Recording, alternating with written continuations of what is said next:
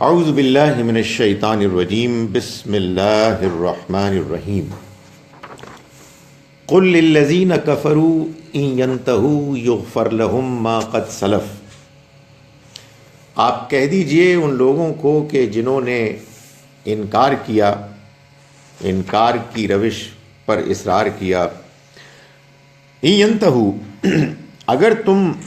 اگر وہ باز آ جائیں، یغفر لہم ما قد سلف، تو معاف کر دیا جائے گا ان کے لیے جو کچھ ہو گزرا، وَإِن يَعُودُوا، اور اگر انہوں نے وہی کیا، اگر وہ دوبارہ وہی کریں گے، فقد مدت سنت الاولین، تو پہلوں کی سنت اس معاملے میں گزر چکی ہے۔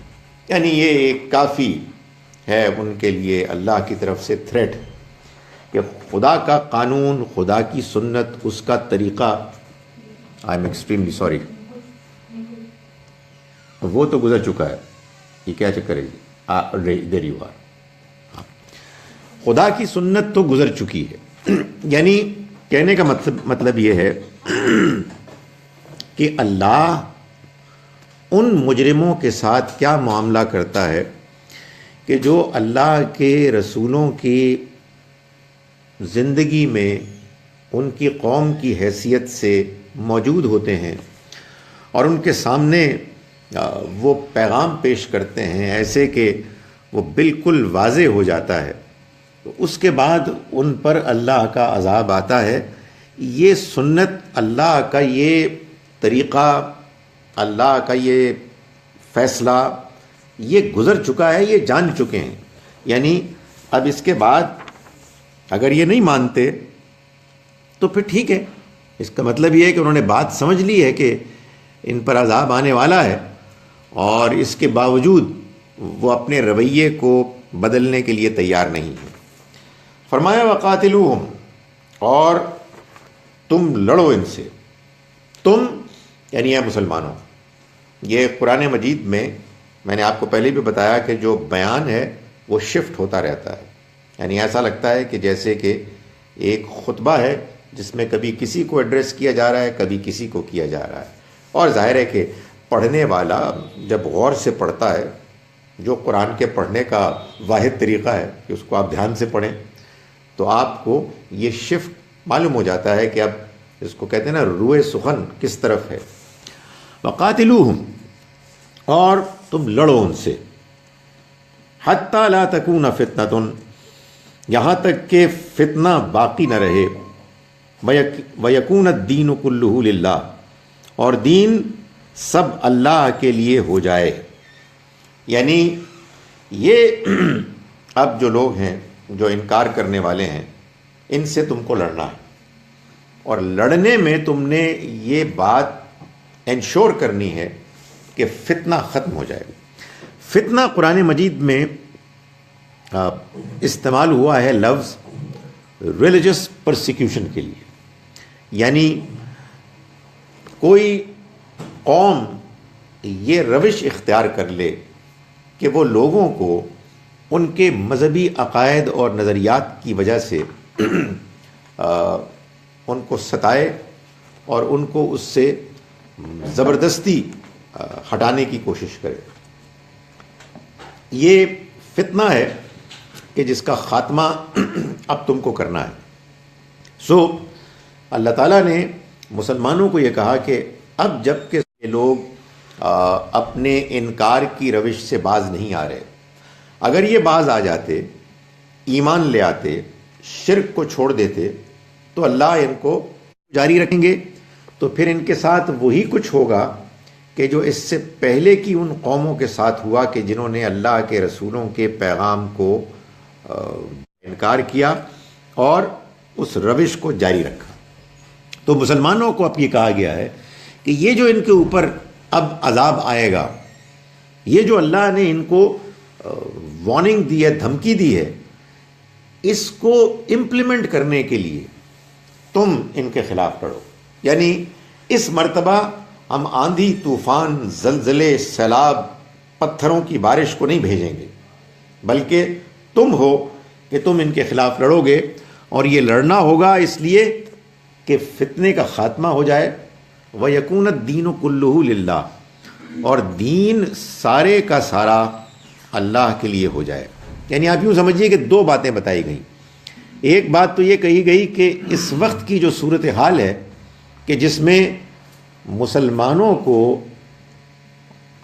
ان کے دین پر ایمان لانے اور عمل کرنے سے زبردستی روکا جا رہا ہے، یہ ختم ہونا ہے.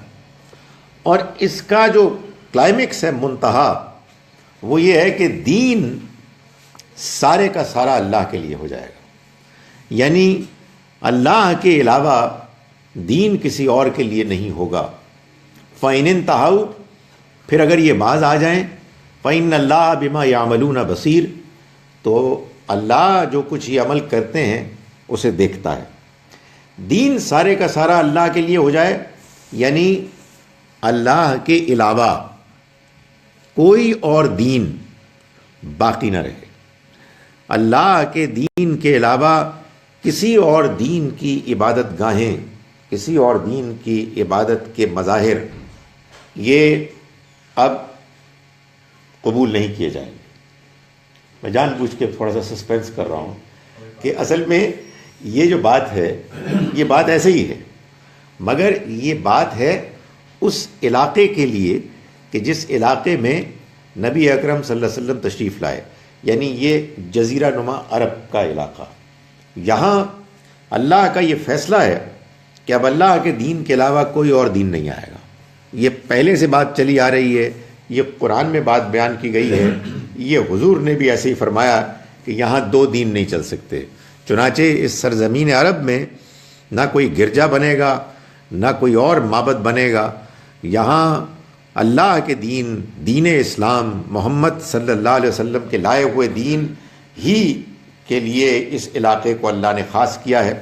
اور اگر کوئی لوگ غیر مسلم ہیں تو بس وہ آئیں گے جائیں گے، لیکن ان کو یہاں باقاعدہ رہنے کا موقع نہیں ملے گا. یہ ٹارگٹ دے دیا گیا ہے. گویا کہ آپ یوں سمجھیے کہ وہ لوگ کہ جو انکار کرنے والے ہیں ان کا خاتمہ، ان کا قلاقمہ، یہ ایک پہلو ہے. اور اس دین کو اب وہاں اسٹیبلش کر کے اس کو قیامت تک کے لیے چلانا، یہ اللہ کی طرف سے دوسرا معاملہ ہے. ظاہر ہے کہ یہ سوال جواب میں اس کی تفصیل ہوگی، یہاں نہیں ہوگی تو ورنہ تو ہم کچھ نہیں ڈسکس کر سکیں گے، آیت سے آگے نہیں بڑھ سکیں گے.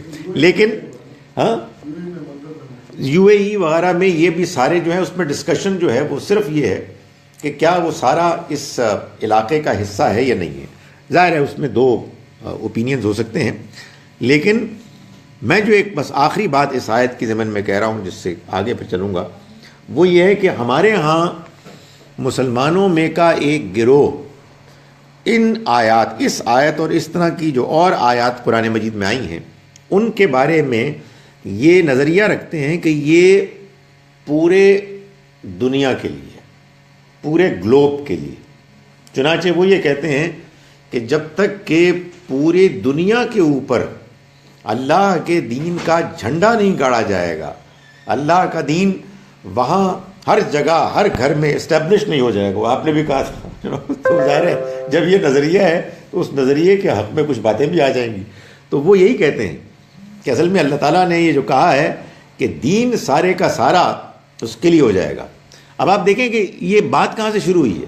بات شروع ہوئی ہے لڑو ان سے. تو جب دین پورے کا پورا پوری دنیا میں اللہ کا اسٹیبلش ہو جائے گا تو تبلیغ سے نہیں ہوگا، لڑنے سے ہوگا، فوج کشی سے ہوگا، ملٹری طاقت سے ہوگا. تو یہ ان کا نظریہ ہے. چنانچہ ہمارے ہاں جو ٹیررزم کے نام پر جو اس وقت کام ہو رہا ہے تو اس میں ہمارے یہاں بہت سارے لوگ کہتے ہیں ہمارے دین میں ٹیررزم نہیں ہے. لیکن یہ بات غلط ہے کہ مسلمانوں کے میں بہت سے لوگ جو اس نظریے کے حامی ہیں ان کے بارے میں کہا جائے کہ نہیں، ایسے نہیں ہیں، ایسے ہیں. اور وہ باقاعدہ لوگوں کو اس کی تبلیغ کرتے ہیں، دعوت دیتے ہیں، دلائل پیش کرتے ہیں، آیات پیش کرتے ہیں. اس بنیاد پر ان کی آرگنائزیشنز ہیں. یہ بات بعض لوگوں نے اپنے اسٹریٹجی میں بدل دی ہے کہ وہ یہ کہتے ہیں کہ ہم ملٹری آپریشنز بعض جگہوں پہ نہیں کریں گے. جیسے پاکستان کے بارے میں یہ کہا گیا کہ اب پاکستان ایک اسلام کے نام پر ملک بن گیا ہے, یہاں جمہوریت ہے, اس لیے یہاں ہم جمہوری طریقے سے یہ کام کریں گے. چنانچہ جماعت اسلامی نے پاکستان میں اسی کے تحت اس کو بدلا. تنظیم اسلامی, ڈاکٹر اسرار صاحب اور وہ لوگ وہ اس کو اس طرح سے نہیں مانتے. ان کا خیال یہ ہے کہ ابھی موقع نہیں آیا ہے, ابھی ہمیں دعوت دینی ہے, ابھی ہمیں تبلیغ کرنی ہے, اور بالآخر وہ موقع آ جائے گا. اور انہی سے نکلے ہوئے اور بہت سارے لوگ ہیں وہ کہتے ہیں جی کہ یہ لوگ تو سستی دکھا رہے ہیں, اس کو اس طرح سے اختیار نہیں کر رہے ہیں. لیکن بہرحال جب اللہ نے ہم کو یہ ٹارگٹ بتا دیا ہے کہ پوری دنیا پہ دین کو غالب کرنا ہے, تو کوئی اگر 9/11 کا موقع ملے گا ہم وہ کریں گے, اور فلاں کا موقع ملے گا تو وہ کریں گے. پیرس میں جانے کا موقع ملے گا وہاں کریں گے, لنڈن میں ملے گا وہاں کریں گے. یہ ٹھیک ہے, کوئی آپ اسٹریٹجی میں اختلاف کر سکتے ہیں کہ آپ کو ابھی نہیں کرنا چاہیے تھا, بعد میں کرنا چاہیے تھا, مگر یہ بات کہ آپ کو یہ کام پیسفلی کرنا ہے, یہ نان سینس ہے ان کے نزدیک. تو یہ بہت کلیئر ہے اس کے بارے میں. اور کیوں کلیئر نہ ہو, وہ کہتے ہیں آیت یہ کہتی ہے آپ ہوتے کون ہیں. قرآن مجید کہہ رہا ہے لڑو ان سے جب تک کہ کوئی فتنہ باقی نہ رہے اور دین سارے کا سارا اللہ کے لیے ہو جائے. یعنی مطلب یہ ہے کہ وہ یہ کہتے ہیں کہ یہ جو دین اسلام کے علاوہ جو کچھ بھی ہے یہ فتنہ ہے, اسی کو تو ختم کرنا ہے. سو یہ ان کے اس معاملے میں انڈرسٹینڈنگ ہے. وَإِن تَوَلَّوْا, اور اگر انہوں نے منہ موڑا, فَاعْلَمُوا, اگر وہ باز آ گئے, اگر یہ باز آ جائیں تو فَاعْلَمُوا, سوری یہ ہو گیا فَإِنِ انْتَهَوْا, معاف کیجیے, فَإِنِ انْتَهَوْا, پھر اگر یہ باز آ جائیں, فَإِنَّ اللَّهَ بِمَا يَعْمَلُونَ بَصِيرٌ, تو بے شک اللہ جو یہ عمل کرتے ہیں اس کو دیکھ رہا ہے. یعنی وہ جانتا ہے ان کا کیا رویہ ہے, کیا ایٹیچیوڈ ہے, اور وہ اس کے مطابق ان سے معاملہ کرے گا. وَإِن تَوَلَّوْا, اور اگر انہوں نے منہ موڑا, فَاعْلَمُوا, تو جان لو, أَنَّ اللَّهَ مَوْلَاكُمْ, کہ اللہ ہی تمہارا مولا, رفیق, ساتھی ہے. نعم المولا, کیا عمدہ مولا ہے, ونعم النصیر, اور کیا ہی عمدہ ساتھی ہے, مددگار ہے. یعنی مطلب یہ ہے کہ تمہیں پھر زیادہ پریشان ہونے کی ضرورت نہیں ہے, اللہ تمہارے ساتھ ہے, اور اللہ جب تمہارے ساتھ ہے تو پھر تمہیں کوئی قوت ہرا نہیں سکتی, تمہیں پچھاڑ نہیں سکتی. وَاعْلَمُوا أَنَّمَا غَنِمْتُمْ, اور جان لو, یعنی مطلب یہ ہے کہ تم نے پوچھا تو جان لو, انما غنمتم, کہ جو تم نے مال غنیمت حاصل کیا, من شیئن, کچھ بھی, یعنی جو مال غنیمت بھی حاصل کیا وہ اس کا 5واں حصہ, 1/5, 20%. آپ کو یاد ہوگا کہ سورہ مبارکہ کا آغاز اسی سے ہوا تھا, یسألونک عن الانفال, یہ آپ سے مال غنیمت کے بارے میں پوچھتے ہیں. تو وہاں اللہ تعالیٰ نے ان کو بتا دیا تھا کہ دیکھو مال غنیمت سے تمہارا کوئی تعلق نہیں ہے, یہ جنگ تم اس طرح کی جنگوں کی طرح نہیں لڑ رہے ہو کہ جو عام طور پر تم لڑا کرتے تھے, یہ تو تم اللہ کے لیے لڑ رہے ہو. So it should be none of your considerations کہ مال غنیمت آپ کو ملے, کس کو ملے. وہ ان کو بات واضح کرنے کے بعد اب یہاں یہ بات واضح کر دی ہے, کہ یہ جو مال غنیمت کے بارے میں اللہ تعالیٰ نے فرمایا تھا یہ اپنی جگہ پر, لیکن اس کے باوجود اللہ اپنی مہربانی, اپنے کرم سے 4/5 حصہ جو ہے وہ انہی کو دے گا از راہ کرم. لیکن اس میں آغاز میں فرمایا کہ 1/5 حصہ یعنی 20% وہ اللہ کے لیے. ظاہر ہے اللہ ہر ضرورت سے بے نیاز ہے, اس کی کوئی ضرورت نہیں. اس کے لیے ہونے سے مراد یہ ہے کہ اس کے دین کے لیے, اس کی دین کی تبلیغ کے لیے, اس کی نشر و اشاعت کے لیے, اس کے راستے میں جہاد کے لیے. سو 1/5واں حصہ اس مقصد کے لیے ہوگا. وللرسول, اور اسی کے ساتھ ساتھ رسول کے لیے, یعنی نبی اکرم صلی اللہ علیہ وسلم کے لیے. مطلب یہ دین اللہ کا دین Does it only mean دین محمدی صلی اللہ علیہ وسلم؟ ہاں، جب اللہ کا، دیکھیں بات یہ ہے کہ جب اللہ کا دین آ گیا اللہ کے پیغمبر کے ذریعے سے، تو اس سے مراد ہی حضور کا دین ہے، اس لیے کہ اللہ تعالیٰ کے ہاں آگے جو جس طرح ایک آیت میں یہود و نصارہ کو بھی کہا نا، اس میں سے بھی لا خوف علیہم ولا هم دیکھیں وہ انشاءاللہ ہم کویشچن آنسر میں ڈسکس کریں گے، لیکن میں اس کا جواب دے دیتا ہوں۔ بات یہ ہے کہ یہ بات عام طور پر نہیں اپریشیٹ کی جاتی کہ سچائی تو ایک ہی ہے، اللہ کا دین تو ایک ہی ہے، اس دین میں لوگوں نے تبدیلیاں کر دی اور اللہ نے وقتاً فوقتاً اپنے پیغمبروں کو بھیج کر اس کی اصلاح کی اور اس کو اپنی صحیح شکل میں دوبارہ قائم کر دیا۔ یہ ہے ایک ریالٹی، ایک ایبسولوٹ ریالٹی، مگر میں اور آپ تو اس ریالٹی کے بارے میں اوپینین فارم کریں گے اپنے اپنے حالات کے لحاظ سے، اپنے سرکمسٹانسز کے لحاظ سے۔ تو یہ بات کہ ان الدین عند اللہ الاسلام، دین تو اللہ کے نزدیک صحیح اسلامی ہے، وَمَن يَبْتَغِي غَيْرَ الْإِسْلَامِ دِينًا، اور جو اسلام کے علاوہ کسی اور دین کی خواہش کرے گا، چاہے گا، فَلَن يُقْبَلَ مِنْهُ، وہ اس کی طرف سے قبول نہیں کیا جائے گا۔ تو ہمارے ہاں لوگ اس کو پیش کرتے ہیں اور پھر ان آیات کو کی کوئی انٹرپریٹیشن کر دیتے ہیں۔ میں یہ گزارش کرتا ہوں کہ جو دین اللہ کے پیغمبر لے کے آئے، جب بھی لے کے آئے، اور نبی اکرم صلی اللہ علیہ وسلم اللہ کے آخری پیغمبر ہیں، تو یہ دین اللہ کا دین ہے، اس کے علاوہ کوئی دین نہیں ہے۔ مگر یہ جس کو بات سمجھ میں آ جائے، جس تک یہ بات پہنچ جائے، جس کے سامنے یہ بات ایسے پیش ہو جائے کہ اب اس کے لیے انکار کی گنجائش نہیں، اس کے لیے یہ ہے۔ ورنہ جس کے سامنے جو سچائی آئی، جس کو اس نے سچائی سمجھا، تو وہ اللہ کے آگے جھک رہا ہے۔ اسلام کا مطلب یہی ہے نا کہ وہ اللہ کے آگے سرنڈر کر رہا ہے۔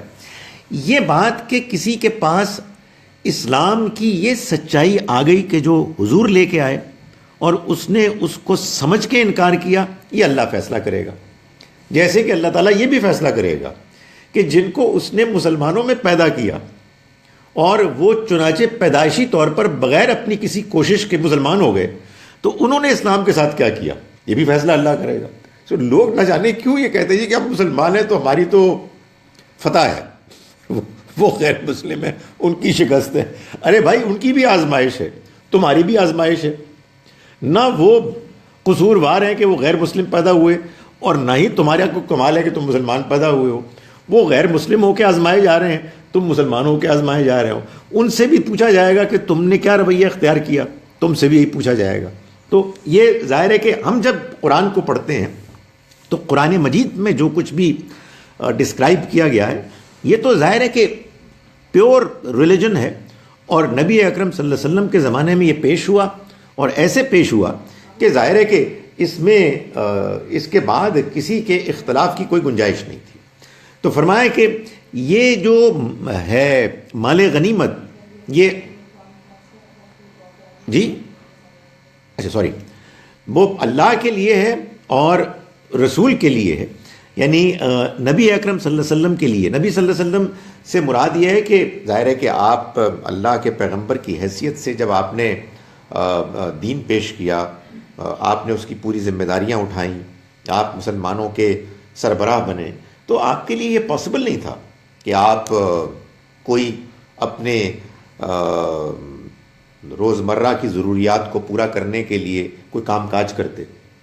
سو آپ کے لیے خاص طور پر اس میں ایک حصہ رکھ دیا گیا، اور ظاہر ہے کہ آپ کے اوپر آپ کے رشتہ داریوں کی بھی ذمہ داریاں تھیں۔ آپ کے بعض ایسے رشتہ دار تھے کہ جو ضرورت مند تھے، اور آپ کے اپنے خاندان کے سربراہ اور خاندان کے بڑے ہونے کی حیثیت سے وہ ذمہ داریاں بھی تھیں جن کے بارے میں آپ کو بتا دیا گیا کہ یہ بھی اسی مال غنیمت کے خمس میں سے لیا جائے گا۔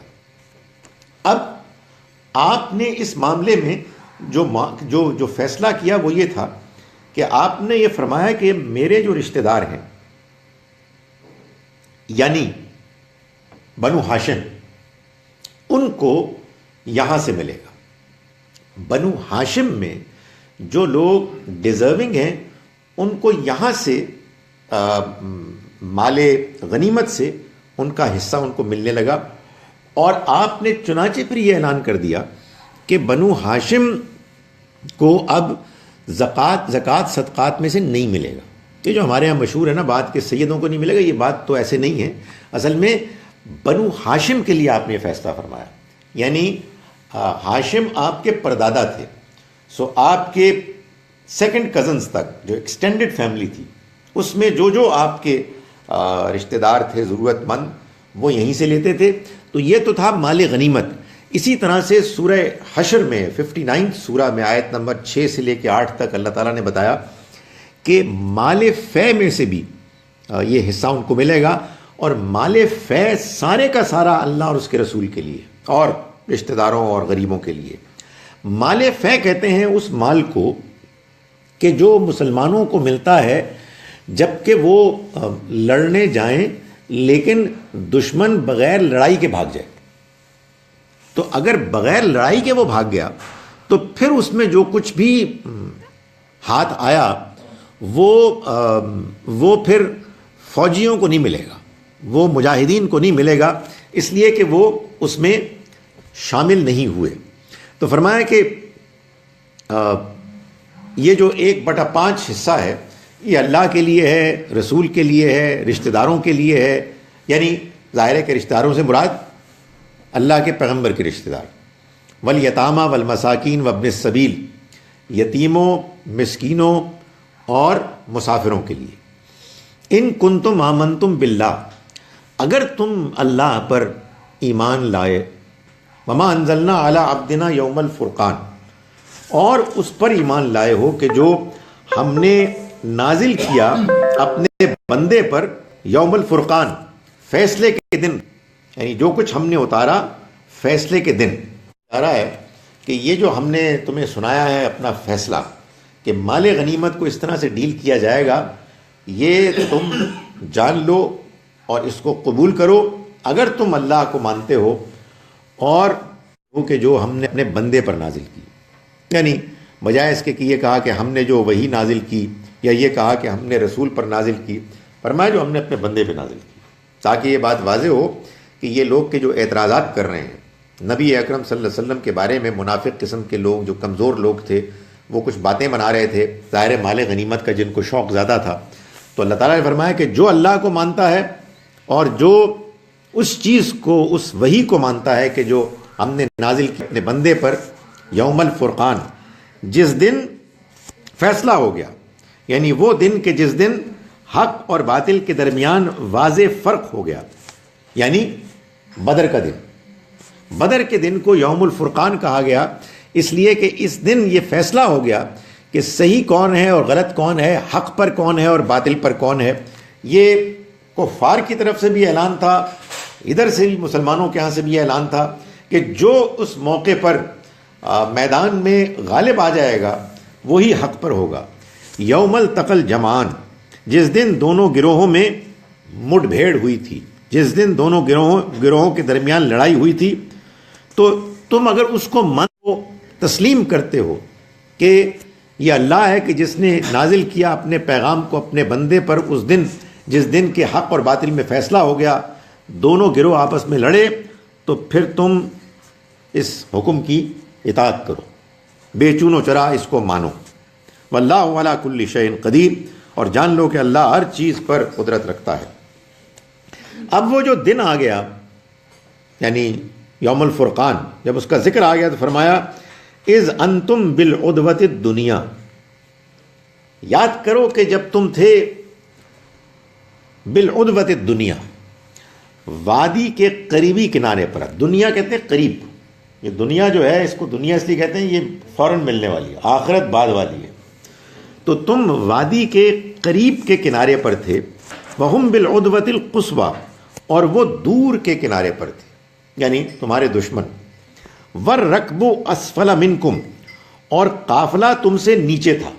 یعنی ایک سین ہے جس کو کہ اللہ تعالیٰ بیان فرما رہے ہیں، تم ایک طرف تھے وادی کے، وہ دوسری طرف تھے، اور قافلہ کہیں تمہارے نیچے تھا. ولو تواعدتم، اگر تم ایک دوسرے کے ساتھ وعدہ کر کے نکلتے وقت کے بارے میں، یعنی تم دونوں مل کر یہ طے کرتے کہ ہم نے آج ملنا ہے لڑنے کے لیے فلاں وقت فلاں علاقے میں، لاختلفتم فی المیعاد، تو تم لازماً آگے پیچھے ہو جاتے، نہ مل سکتے۔ ظاہر ہے آج کا دور تھوڑی ہے کہ آپ نے جگہ دیکھی اور اپوائنٹ کر لیا، اس میں گوگل میپ دیکھا اور چل پڑے GRS پہ۔ ظاہر ہے کہ اندازہ ہی نہیں نکلتے تھے، تو اللہ تعالیٰ نے فرمایا کہ اگر تم آپس میں ایک دوسرے سے وعدہ کرتے، ٹائم کی پابندی کا ایک طے کرتے معاملہ، تو اس کے نتیجے میں تم نہیں مل سکتے تھے، تم آگے پیچھے ہو جاتے، اس لیے کہ آبویسلی وہ اندازے، وہ وقت، وہ سفر کرنا، اس میں ٹائم لگنا، صحیح جگہ تک پہنچنا۔ لیکن ہوا کیا؟ وَلَكِنْ لِيَقْضِيَ اللَّهُ أَمْرًا كَانَ مَفْعُولًا، لیکن اللہ نے کیا اس لیے کہ اللہ اس معاملے کا فیصلہ کر دے، کانا مفعولا، جو ہو کر رہنا تھا۔ یعنی کہنے کا مقصد یہ ہے کہ اللہ نے اس بات کو انشور کیا، اس کو لازم کر دیا کہ جو ہونا تھا وہ ہو جائے۔ لیقضی اللہ امرن کان مفعولا، تاکہ اللہ کر دے اس معاملے کو کہ جس کو ہو کے رہنا تھا۔ کیوں؟ بینہ، یعنی جس کو ہلاک ہونا ہے وہ حجت دیکھ کر ہلاک ہو۔ لیا ہلکا، جس کو ہلاک ہونا ہے، من ہلاکا ام بینہ، وہ واضح حقیقت کو دیکھ کر، حجت کو دیکھ کر ہلاک ہو۔ وَيَحْيَا مَنْ حَيَّ عَنْ بَيِّنَةٍ، اور جسے زندگی حاصل کرنی ہے وہ حجت دیکھ کر زندگی حاصل کرے۔ یعنی حجت، یہ بدر کا میدان، یہ جنگ جس کے بارے میں اعلان ہو گیا کہ اس میں جو جیتا وہی سیدھے راستے پر، حق کے راستے پر ہوگا۔ تو اللہ تعالیٰ نے یہ فرمایا کہ یہ جو لڑائی ہوئی ہے یہ ایسے ہی اتفاقی طور پر نہیں ہو گئی، تم خود پلاننگ کر کے اگر یہ کرتے تو یہ ممکن ہی نہیں تھا کہ تم آمنے سامنے آ جاتے، کہ تم لوگ میدان جنگ میں ایک دوسرے کے آمنے سامنے آ جاؤ۔ اور یہ اس لیے کیا کہ اللہ وہ کر دکھائے اس معاملے کو کہ جس کا ہونا لازم تھا، اور یہ اس لیے تاکہ وہ ہلاک کر دے جس کو ہلاک ہونا تھا، حجت کے واضح ہو جانے کے بعد، بالکل واضح حقیقت کے سامنے آ جانے کے بعد، وہ یحییٰ من حی عن بینہ، اور زندگی حاصل کرے وہ کہ جس کو زندگی حاصل کرنی تھی، عن بینہ، بینہ کے بعد، واضح حقیقت سامنے آ جانے کے بعد۔ وَإِنَّ اللَّهَ سَمِيعٌ لَسَمِيعٌ عَلِيمٌ، اور یہ جان لو کہ اللہ سننے والا جاننے والا ہے۔ اللہ سننے والا جاننے والا ہے، اللہ کو معلوم ہے ایک ایک حقیقت، یہ آپس میں کیا بات چیت کر رہے تھے، یہ کس مقام پر تھے، وہ کس مقام پر تھے، ان کو کتنا ٹائم لگنا تھا آنے میں، کیا حالات پیدا ہونے چاہیے تھے کہ جس کے نتیجے میں دے کم ایونچولی فیس ٹو فیس، ایک دوسرے کے سامنے آئے۔ یہ ادروائز ممکن نہیں تھا، اس لیے کہ یہ قریش کے لوگ وہاں پہنچتے بہانہ بنا کے تو یہ نکلے تھے کہ یہ اپنے قافلے کو بچانے کے لیے آئے ہیں، وہاں جا کے وہ دیکھتے کہ قافلہ تو بالکل ٹھیک ہے، قافلے کو تو کچھ بھی نہیں ہوا، مسلمانوں کا یہ ارادہ ہی نہیں تھا، یہ تو ہمارے مسلمانوں نے، بعض لوگوں نے ایسی خواہ کی ایک بات بتائی ہے، بیان کرنی شروع کر دی، جس سے کہ غلط فہمی ہو گئی کہ مسلمان اس کے پیچھے گئے تھے۔ ہرگز پیچھے نہیں گئے تھے، مسلمان تو اس طرف آ رہے تھے اللہ کے فیصلے کے بعد۔ پہلے کچھ بعض لوگوں کے اندر کچھ اس معاملے میں رجحان تھا، لیکن وہ جلد ہی ختم ہو گیا، اور مسلمان اللہ کے فیصلے کے مطابق کفار کی طرف بڑھے۔ لیکن اگر وہ آ جاتے اور وہ یہ دیکھتے کہ قافلہ تو ٹھیک ہے، تو پھر اس کے بعد ان کے پاس جسٹیفیکیشن ختم ہو جاتی۔ وہ سارے 1000 کے 1000 لوگ تو لڑنے کے لیے نہیں آئے تھے، ان میں سے بہت سو کو تو کنونس کیا تھا ابو جہل ایٹسیکٹرا نے کہ اصل میں یہ ہمارا قافلہ لوٹ رہا ہے، یہ تو مدینے کے لوگ ہم پر چڑھائی کر رہے ہیں، یہ چھوڑیں گے نہیں ہم کو۔ اگر وہ آتے اور دیکھتے کہ سچویشن تو بالکل ڈیفرنٹ ہے، تو ظاہر ہے کہ ان کے درمیان اختلاف ہو جاتا۔ تو اللہ تعالیٰ نے فرمایا کہ نہیں، میں یہ چاہ رہا تھا کہ اب یہ ہو جائے، یہ سامنے آ جائیں آمنے سامنے، تاکہ جو سچائی ہے وہ بھی واضح ہو جائے، اور جو جھوٹ ہے وہ بھی واضح ہو جائے. تو اللہ نے باقاعدہ اس بات کو ارینج کیا کہ آپ دیکھیں کیا ہو رہا ہے کہ خدا کا عذاب آتا ہے نا، تو اگر وہ کوئی ہوتا ہے، کوئی سیلاب طوفان ہوتا ہے، تو اس کے لیے بھی اللہ میں ارینجمنٹ کرتے ہیں، سیلاب کے حالات پیدا کر دیتے ہیں. یہاں کیا تھا؟ یہاں مسلمانوں کو لڑوانا تھا کفار کے ساتھ اور ان کو ختم کرنا تھا، تو اللہ تعالیٰ نے اس کی ارینجمنٹس کی. اور ارینجمنٹس اللہ جب کرتا ہے تو وہی کر سکتا ہے، وہ سننے والا جاننے والا ہے. جب یہ مدینے سے نکلے تھے وہ اس وقت یہی لڑائی کی نیت سے ہی نکلے تھے؟ مسلمان یہ شروع میں آ گیا کہ اللہ تعالیٰ نے ان کو اس بارے میں بتا دیا. پہلے حضور نے ان سے مشورہ کیا اور اس کے بعد یعنی ایسے بتایا کہ 2 گروہ ہیں، ان میں سے ایک تمہارے لیے، جسٹ ٹو فائنڈ آؤٹ کہ لوگوں کا مورائل کیسا ہے. تو بعض لوگوں نے اس کا خیال کیا، وہ جو تھا وہ قافلہ تجارتی جو قرآن نے کہا کہ جو غیر مسلح تھا، غیر ذاتی شوکت، اور ظاہر ہے جو مضبوط لوگ تھے انہوں نے کہا جی کہ آپ حکم کریں. اور بالآخر پھر اللہ تعالیٰ نے یہی فیصلہ فرمایا، اور وہ جب نکلے ہیں تو اسی لیے نکلے ہیں. فرمایا اذ یریکہم اللہ فی منامک قلیلا، اے پیغمبر آپ یاد کرو کہ جب اللہ تمہارے خواب میں ان کو تھوڑا دکھا رہا تھا. یریکہم اللہ فی منامک قلیلا، اللہ تمہارے خواب میں ان کو تھوڑا دکھا رہا تھا. وَلَوْ أَرَاكَهُمْ كَثِيرًا، اور اگر وہ تم کو دکھاتا ان کو زیادہ، لَفَشَلْتُمْ، تو ضرور تم ہمت ہار جاتے. وَلَتَنَازَعْتُمْ فِي الْأَمْرِ، اور تم آپس میں جھگڑے میں پڑ جاتے. یعنی معلوم یہ ہوتا ہے کہ نبی اکرم صلی اللہ علیہ وسلم کو اللہ نے خواب میں کفار کی فوج کو دکھایا تھوڑا، اور یہ بتایا کہ اگر یہ زیادہ دکھا دیتا تو اس کے نتیجے میں ظاہر ہے حضور ڈسکس کرتے اور بعض کمزور لوگ کمزور پڑ جاتے. وہ کہتے یہ بڑا مشکل ہے جی، اتنے زیادہ لوگوں اس کون لڑے.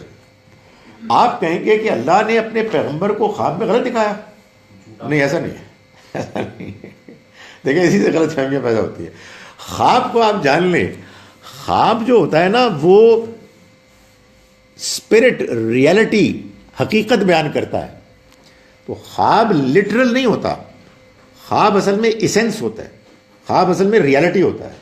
وہ جو 1000 تھے وہ اصل میں 50 تھے، in strength, in valour, in reality. تو اللہ نے وہ دکھا دیا. تو خواب تو ٹھیک تھا، خواب غلط نہیں تھا. تو اللہ تعالیٰ یہ بتا رہے ہیں کہ یاد کرو کہ جب ہم نے تمہیں دکھایا انہیں زیادہ، ہم نے ان کو دکھایا تھوڑا تمہارے خواب میں، اگر ہم دکھاتے تم کو انہیں زیادہ، لفشلتم، تو کیا ہوتا؟ تم ضرور ہمت ہار جاتے. تم سے مراد ظاہر ہے جب یہ ڈسکشن ہوتی ہے اور مسلمانوں میں بعض لوگ، بلا تنازعتم فی الامر، اور تم جھگڑے میں لگ جاتے، جھگڑے میں پڑ جاتے. ولکن اللہ سلم، لیکن اللہ نے تمہیں بچا لیا، اللہ نے تمہیں اس مشکل سے محفوظ کر دیا. فرمایا کہ انہ علیم بذات الصدور، وہ سینوں کے بھیدوں سے بھی واقف ہے، وہ دلوں کا حال بھی جانتا ہے. اس نے اس موقع پر چونکہ یہ فیصلہ کر لیا تھا کہ کفار کے اوپر اپنا عذاب نازل کرنا ہے، ان کو شکست دینی ہے، تو اس نے ان تمام چیزوں کا کہ اسباب کا بندوبست کر لیا کہ جس کے نتیجے میں اب مسلمانوں کو یہ فتح ہونی تھی. فرمایا وَإِذْ يُرِيكُمُوهُمْ إِذَا الْتَقَيْتُمْ فِي أَعْيُنِكُمْ قَلِيلًا، یاد کرو اس وقت کو کہ جب وہ تم لوگوں کی نگاہوں میں انہیں کم کر کے دکھا رہا تھا. اذ التقیتم فی اعینکم قلیلا ویقللکم فی اعینہم، اور تمہیں ان کی نگاہوں میں کم کر کے دکھا رہا تھا. یعنی دونوں سائڈز پہ اللہ تعالیٰ نے یہ معاملہ کیا کہ ان کو دکھایا انہیں کم اور ان کو دکھایا انہیں کم. ان کو ریالٹی میں کم دکھایا، ان کو یعنی جو ان کی اصل ریالٹی تھی، اور ان کو تعداد میں کم دکھایا جو کہ تعداد میں کم تھے. تو یہ اللہ تعالیٰ نے معاملہ کیا. کیوں؟ لیقضی اللہ امرا کان مفعولا، تاکہ معاملے کا فیصلہ کر دے، اس معاملے کا فیصلہ کر دے کہ جس کو ہو کے رہنا تھا. اللہ تعالیٰ جب کام کرتے ہوئے ایسے ہی کرتے ہیں، بالکل پکا کام ہوتا ہے. وہ بندہ اتنے جائے گا, وہ بندہ وہ کام کرے گا, وہ یہ کہے گا وہ کول پیسے نہیں ہوں گے, وہ جائے گا سائیکل تے جائے گا, ساری پلاننگ ہوتی ہے اور اس کے بعد کام ہو جاتا ہے. تو اللہ تعالیٰ ایسے کام کرتے ہیں. آپ دیکھیں قرآن مجید نے ہمارے ساتھ یعنی ہمیں کتنی بڑی ایک پریولیج دی ہے کہ یہ خدا تعالیٰ اپنے اندر کے حالات بتا رہا ہے. That is how he works. ادھر یوں کیا ادھر وہ کیا تاکہ معاملہ جو ہے ہو جائے. ہم کہتے ہیں یار اے کیوں ہو گیا, ایسا نہیں ہونا چاہیے. تو اللہ تعالیٰ تو ایسے ہی کرتے ہیں, اس لیے کرتے ہیں کہ اللہ کے ہاں جو چیز طے ہوتی ہے اگر اس کو کرنا مقصود ہوتا ہے تو پھر اس کے لیے سارے حالات اسباب ہو جاتے ہیں. سر اس میں کافروں کو بھی مسلمان کم دکھائے. جی اچھا, میرے ذہن میں تھا کہ ان کو زیادہ دکھائے. نہیں وہ الگ ہے, وہ الگ ہے, یہ الگ ہے, یہ الگ الگ معاملات کی بات ہو رہی ہے. وہ سورہ آل عمران میں ایسا بھی ہے. سورہ آل عمران میں ایک دوسرے موقع پر جو کچھ ہوا اس کی بات بیان کی گئی بدر ہی میں. سو مختلف سچویشنز میں مختلف اللہ تعالیٰ نے معاملات کیے. ہاں جنگ چھڑنے کے بعد کی بات ہے, یہاں یہ پہلے کی بات ہے. ہاں پہلے تاکہ وہ لڑیں, یعنی اس وقت تو ابھی آمنے سامنے تھے نا. اللہ تعالیٰ فرما رہا ہے کہ اس لیے کیا لیقضی اللہ امرا کان مفعولا, تاکہ اللہ کر دے اس معاملے کو, فیصلہ کر دے کہ جس کو ہو کے رہنا تھا. یعنی تاکہ نہ یہ ڈریں نہ وہ ڈریں. وہ جو آپ بات کریں وہ بھی ہے, وہ سورہ آل عمران میں ہے, اور وہ صحیح کہہ رہے ہیں کہ وہ جنگ شروع ہونے کے بعد تھی, اس کے بعد وہ ڈر گئے. وہ یہ تو بہت بڑی تعداد میں ہے. تو یوں ہوا وَإِلَى اللَّهِ تُرْجَعُ الْأُمُورُ. حقیقت یہ ہے کہ تمام معاملات اللہ ہی کی طرف. یا ایھا الذین آمنوا اذا لقیتم فئۃ فاثبتوا واذکروا اللہ کثیرا لعلکم تفلحون. ایمان والو, جب آئندہ بھی کسی گروہ سے تمہارا مقابلہ ہو تو فاثبتوا, تم ثابت قدم رہو, اور اللہ کو بہت یاد کرو, لعلکم تفلحون, تاکہ تم کامیاب ہو, فلاح پاؤ. یعنی یہ معاملہ تو بدر میں ہو گیا, اللہ نے تم کو فیصلہ کن ان کامیابی دے دی, لیکن ابھی آگے بھی مار کے آنے, آگے بھی, کیونکہ یہاں تو اصل میں صرف 70 سردار مارے گئے تھے. اس کے بعد اللہ نے ایک لمبا عرصہ دیا جس میں کہ پھر ان لوگوں کو موقع ملا کہ جو ان سرداروں سے اور تسلط سے آزاد ہو جانے کے بعد موقع ملا. تو لیکن ظاہر ہے کہ آگے بھی مار کے آئے. تو اللہ تعالیٰ نے فرمایا کہ جب گروہ سے تو ثابت قدم رہو, اور اللہ ہمیں کرنا ہی ہے, لیکن حالات اگر ٹف ہوتے ہیں, معاملہ اگر ایسا ہوتا ہے کہ جس میں کہ آپ کو زیادہ ہمت دکھانی ہے, تو پھر اللہ کو انسپریشن, ہمت, طاقت, عام پروجیکٹ میں آگے بڑھنا ہے کہ جس میں بہت ہمت اور اپنے پوٹینشل سے زیادہ ہوگا, اللہ کے سہارے سے ہوگا. تو اللہ کو خوب یاد کرو. وجہ ہے کہ آپ دیکھیں گے قرآن مجید میں جگہ جگہ پر یہ بات ہے کہ نبی اکرم صلی اللہ علیہ وسلم کو یہ کہا جاتا ہے کہ آپ ان لوگوں کی باتیں جو بنا رہے ہیں مکے میں خاص طور پر, جو آپ کو تنگ کر رہے ہیں, مخالفتیں کر رہے ہیں, الزامات لگا رہے ہیں, آپ صبر کریں اور اللہ کو یاد کریں. اور خاص طور پر آپ کے لیے تہجد کی نماز جس میں آپ اٹھتے تھے اور اس سے آپ کو حوصلہ ملتا تھا. اس لیے کہ ظاہر ہے کہ جو مخالف تھے وہ اپنی مخالفت میں ہر چیز کرتے تھے, گر جاتے تھے, گھٹیا زبان استعمال کرتے تھے, الزامات لگاتے تھے, اور اپنے اندر کا غبار. جب انسان کے اندر گندگی ہوگی تو وہ مخالفت میں گندگی, خاص کہتے ہیں کہ بھائی آپ کا اگر کسی سے اختلاف ہے تو آپ اس کو تمیز تہذیب سے بیان کریں. مسلمان تو یہ نہیں کر سکتا کہ وہ کسی سے اختلاف کے موقع پر وہی کام کرے جو کفار کرتے تھے. تو یہاں مسلمانوں کو یہ کہا گیا کہ تم نے جب یہ معاملہ آئندہ بھی کرنا ہے کہ تمہارا کسی گروہ کے ساتھ مقابلہ ہو تو ثابت قدم رہو اور اللہ کا ذکر کرو کثرت کے ساتھ تاکہ تم فلاح پاؤ. وَأَطِیعُوا اللَّهَ وَرَسُولَهُ, اور اطاعت کرو اللہ کی اور اس کے رسول کی. وَلَا تَنَازَعُوا, اور آپس میں جھگڑا اختلاف مت کرو. وَتَفْشَلُوا وَتَذْهَبَ رِيحُكُمْ,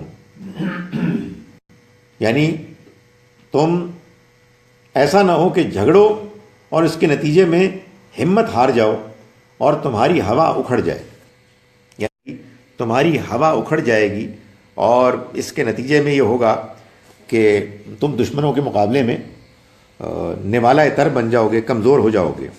فرمایا وَاصْبِرُوا، اور ثابت قدم رہو، ان اللہ مع الصابرین، اللہ ثابت قدمی دکھانے والوں کے ساتھ ہے۔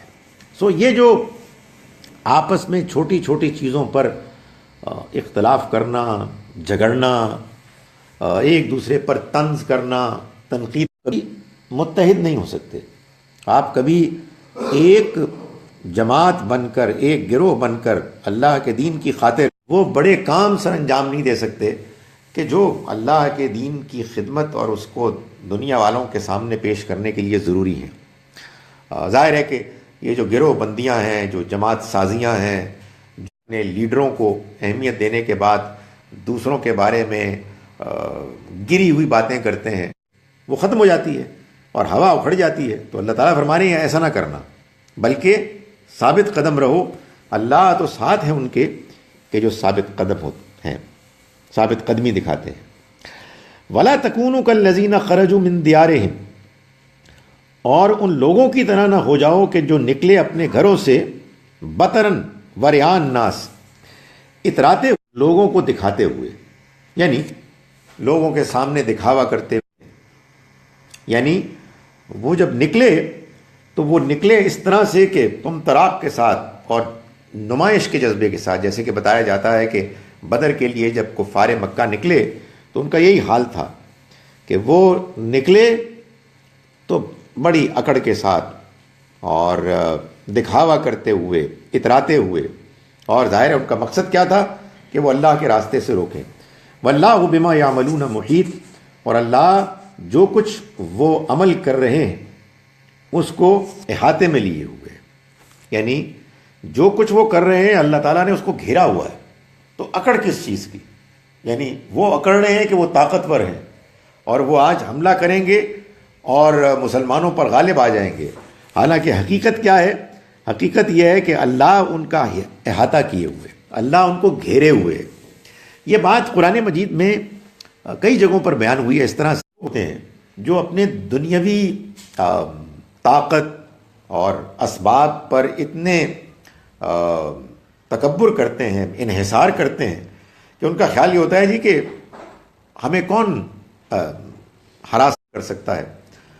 تو اللہ تعالیٰ فرما رہے ہیں ان کو گھیرے ہوئے اللہ تعالیٰ۔ کیسا عجیب سین ہے کہ اللہ نے کچھ لوگوں کو گھیرا ہوا ہے، ظاہر ہے وہ غیب کو تو نہیں دیکھ سکتے، اور جن کو گھیرا ہوا ہے وہ اکڑ رہے جی کہ آج تو ہم جیت جائیں گے۔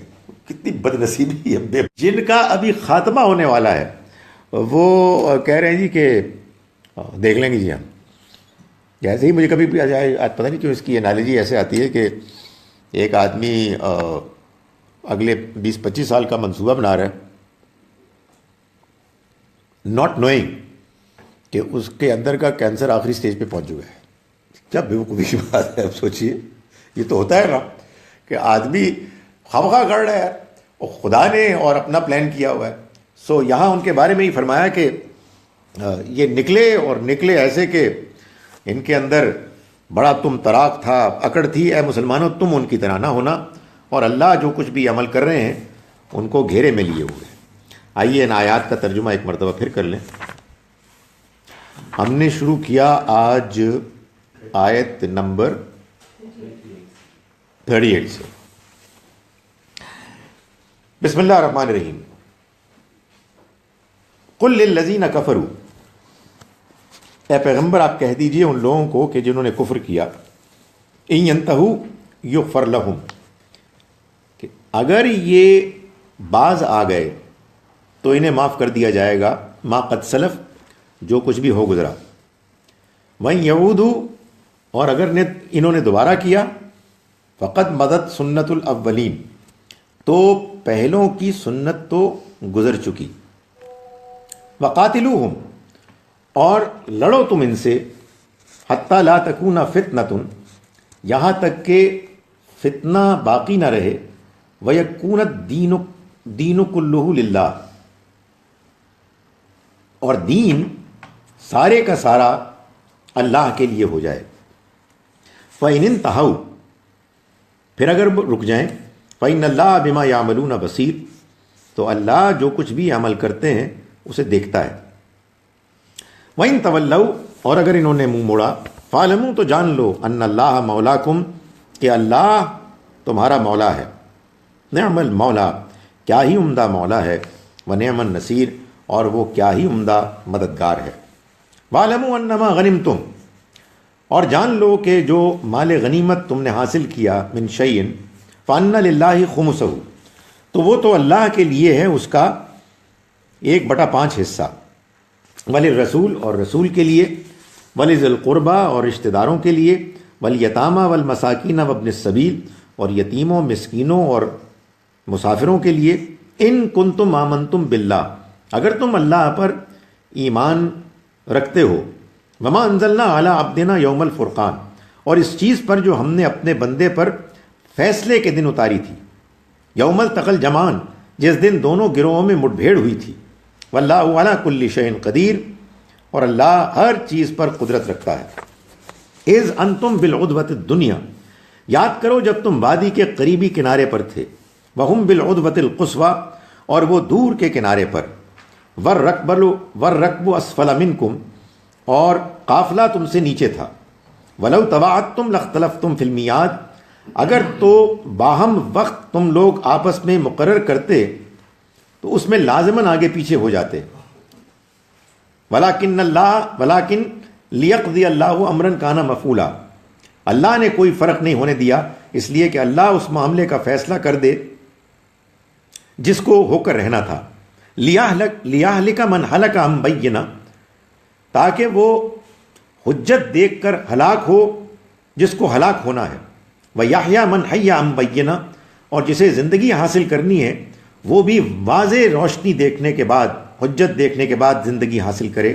وَإِنَّ اللَّهَ لَسَمِيعٌ عَلِيمٌ، اور یقیناً اللہ سب کچھ سننے والا، جاننے والا ہے.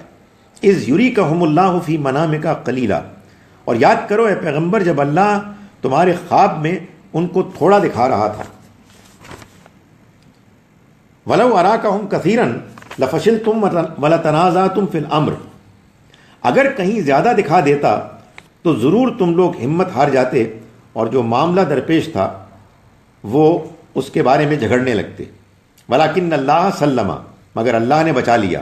إِنَّهُ عَلِيمٌ بِذَاتِ الصُّدُورِ، یقیناً وہ دلوں کا حال بھی جانتا ہے.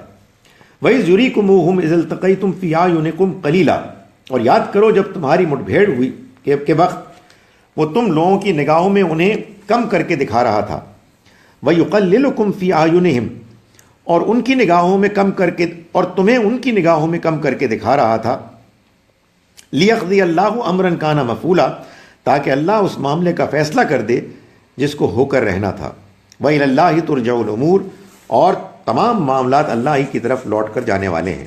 یا ایھا الذین آمنوا، ایمان والو، اذا لقیتم فئۃ، اب بھی جب تم ملو کسی گروہ سے، فاثبتوا، تو ثابت قدم رہو.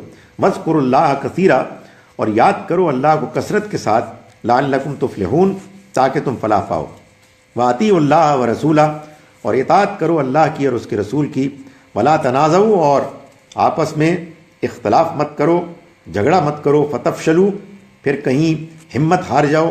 وتذھب ریحکم، اور تمہاری ہوا اکھڑ جائے. واصبروا، اور ثابت قدم رہو.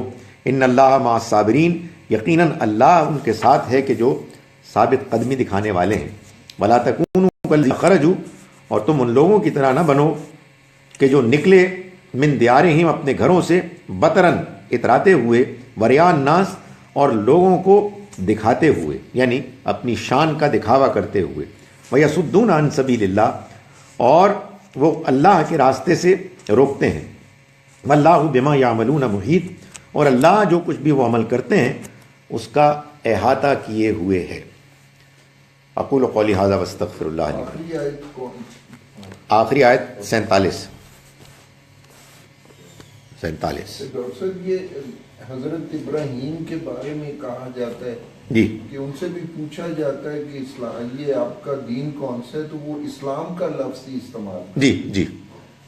تو اسلام تو اس وقت سے، یعنی اس سے پہلے کا ریکارڈ کوئی نہیں ہے، یعنی کہ اگر حضرت نوح سے پوچھا گیا یا تو وہ تو ریکارڈ کوئی نہیں. ٹھیک ہے. تو اسلام کا لفظ حضرت ابراہیم نے بھی استعمال کیا, لیکن آگے حضرت عیسیٰ اور موسیٰ کا again record is not there. دیکھیں یہ پیغمبروں نے, قرآن مجید نے یہ بتایا, جتنے بھی پیغمبر آئے وہ سارے کے سارے ایک ہی دین لے کے آئے. سورہ شورا میں آیت نمبر 13 میں اللہ تعالیٰ نے فرمایا کہ شرع لکم من الدین ما وصی بہ نوحا والذی اوحینا الیک وما وصینا بہ ابراہیم وموسیٰ وعیسیٰ ان اقیموا الدین ولا تتفرقوا فیہ. یعنی یہ جو اللہ نے دین کا راستہ بتایا ہے, یہ جو نوح علیہ السلام کو بتایا, نبی اکرم صلی اللہ علیہ وسلم کو بتایا, ابراہیم, موسیٰ, عیسیٰ کو بتایا, یہ سب ایک ہی دین تھا کہ اس دین پر قائم رہو, یہ اللہ کا پیغام ہے, اس میں تفرقے میں مت پڑو. لفظ اسلام تو ظاہر ہے کہ ایک عربی کا لفظ ہے نا, ظاہر ہے اس سے پہلے جو بھی اللہ کا دین آیا اس کے لیے اسی لفظ ہی جیسا کوئی لفظ ہوگا کہ جو انہوں نے استعمال کیا ہوگا. سورہ حج سے معلوم ہوتا ہے کہ اللہ تعالیٰ نے یہ بتایا کہ ابراہیم علیہ السلام ہی نے اس امت کے لیے کہ جو بعد میں جس کو آنا تھا ان کے لیے مسلم کا لفظ استعمال کیا. سورہ بقرہ میں ان کی دعا موجود ہے کہ امتم مسلمۃ لک, ایسی امت برپا کر کے جو تیری فرما بردار ہو. اصل میں مشکل یہ پیش ہے کہ جب ہم لفظ اسلام استعمال کرتے ہیں تو اس سے مراد ہوتا ہے کہ میں اور آپ ایز اگینسٹ ادرز. یہ اصل میں دوسرے مذاہب کے ہاں یہ گڑبڑ ہوئی کہ انہوں نے اپنے نام بدل دیے. مثلا کرسچنز نے تو بالکل معاملہ ہی اور کر دیا کہ ان کے جو لیڈر ہیں ریلیجس, سینٹ پال, انہوں نے یہ کہا, اور یہ آج بھی بائبل میں موجود ہے, کہ ہمارا جو نام ہے وہ اب کرسچن ہے. یعنی ہم اپنے آپ کو مسیح علیہ السلام سے وابستہ کریں گے نام کے اعتبار سے بھی. عیسیٰ علیہ السلام کی جو دعوت تھی وہ ہرگز یہ نہیں تھی. وہ تو اصل میں آئے تھے بنی اسرائیل کی کھوئی ہوئی بھیڑوں کو تلاش کرنے کے لیے. یہ بھی عیسیٰ علیہ السلام کا قول موجود ہے, اور وہ یہ بتا کے گئے کہ میں قانون کو بدلنے کے لیے نہیں آیا ہوں, بلکہ میں تو قانون کو اسٹیبلش کرنے کے لیے, اس کی اسپرٹ کو پورا کرنے کے لیے آیا ہوں. یہ تو بعد کے اس میں دور میں جب ایک بڑی تعداد میں لوگ سینٹ پال کے فالوورز ہو گئے. پہلے تو خیر عیسیٰ علیہ السلام کے اور ڈسائپلز بھی تھے. سینٹ پیٹر کو بھی مثال کے طور پر بہت کچھ کامیابی حاصل ہوئی, مگر پھر معلوم ہوتا ہے کہ رومنز نے جب ان کو سپورٹ کرنا شروع کر دیا تو پھر وہ رومن کیتھولک وہ ایک بہت بڑی تعداد میں لوگ عیسائی ہونے شروع ہو گئے اور اس نقطہ نظر سے متاثر ہونے شروع ہو گئے. تو کہنے کا مقصد یہ ہے کہ جیسے ہمارے ہاں بھی انفارچونیٹلی فرقے بن گئے نا, نام تو ایک ہی تھا اسلام, لیکن وہ کہتے جی کہ آپ مسلمان ہیں ٹھیک ہے, لیکن تسی ہو کون بھائی, کچھ اور بھی تو بتاؤ نا. تو یہ اللہ کا کرم ہے, یہ آخری اللہ کا دین ہے, اس نے اتنا تو محفوظ کر لیا کہ اسلام کا نام باقی رہا. ورنہ ہمارا بس چلتا تو ہم صرف دیوبندی, بریلوی, شیعہ, اہل حدیث, سنی یہی ہوتے. نہیں, سینٹ پال ان کے ڈسائپل میں نہیں تھے. سینٹ پال سینٹ پال ان کی زندگی میں تھے. سینٹ پال ان کی زندگی میں یہودی تھے اور ان کے مخالف تھے, لیکن بعد میں سینٹ پال نے کہا کہ مجھے مسیح علیہ السلام نے خود, وہ آئے میرے پاس اور انہوں نے مجھے کہا کہ تم میرے پیغام کو پھیلاؤ. تو اس کا مطلب یہ ہے کہ جو اسلام ہے وہ یہ پیغام ہے جو اللہ کے آخری پیغمبر نے دیا اور جو اس سے پہلے تمام پیغمبروں نے دیا. اور یہ پیغام اس بات کا تقاضا کرتا ہے کہ ہم اللہ کے آگے جھک جائیں, ظاہر میں بھی اور باطن میں بھی, اپنے عمل سے بھی اور اپنے علم, اپنے ایٹیچیوڈ, اپنی انڈرسٹینڈنگ میں بھی. جو شخص یہ رویہ اختیار کرے گا وہ مسلم ہے. اب ایک شخص کو کہ جو یہ رویہ اختیار کرتا ہے، اللہ کے آخری پیغام سے تعارف نہیں ہوا، اس تک بات نہیں پہنچی، تو ظاہر ہے کہ وہ اللہ کے ہاں اس پر جواب دہ نہیں ہوگا۔ یہ بات کہ کس کو پہنچی ہے کس کو نہیں پہنچی، یہ فیصلہ وہ کرے گا۔ تو مجھے تو یہ کبھی سمجھ میں ہی نہیں آئی ہے کہ لوگ کیا گپلا کرتے ہیں۔ وہ میں پتہ کیا ہے، مسلمان عام طور پر جب قرآن پڑھ رہے ہوتے ہیں تو وہ اپنے آپ کو اس پوزیشن میں ڈال دیتے ہیں کہ جو نبی اکرم صلی اللہ علیہ وسلم کی پوزیشن ہے اور جو اس زمانے کے مسلمانوں کی تھی، اور وہ یہ کہتے ہیں کہ وہی ہماری بھی حالات ہیں۔ تو ایسا تو نہیں ہے۔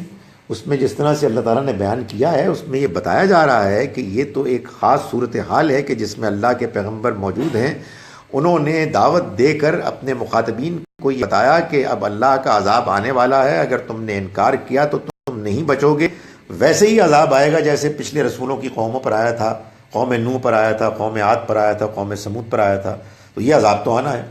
لیکن ہمارے ہاں مشکل یہ ہے کہ ہم مسلمان جو ہیں وہ قرآن مجید کو اس طرح سے نہیں پڑھتے کہ جیسے کہ اس کو پڑھنا چاہیے ایک کرٹیکل انداز میں، تاکہ اس کی بات سمجھ میں آئے اور ہم اس کو پھر اپنے اوپر اپلائی کریں۔ ہم ایک اپنے ماضی کی 1400 سال کی تاریخ کے تفاخر، اس پر فخر کے ساتھ اس کو پڑھتے ہیں کہ یہ سب کا سب اسلام ہے، یعنی یہ جتنے بھی دور گزرا ہے سب مسلمانوں کا دور، مسلمانوں کا دور ہے۔